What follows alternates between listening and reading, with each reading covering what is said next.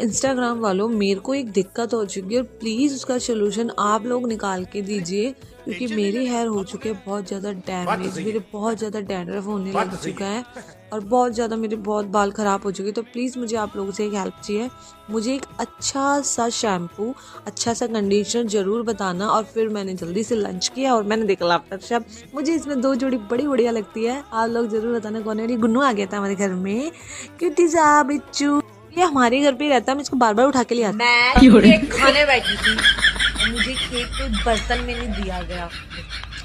अरे बाबा गत्ते में कोई केक देता है? मेरे घर वाले देते हैं। कब अमीर होंगी मैं? अमीर होना है मुझे, जल्दी से होना है। करते करते जल्दी से बर्तन मांजिए, घर का काम खत्म किया। Like share comment follow me guys, मेरी दिक्कत का सोल्यूशन जरूर बताना। Support me, bye bye guys.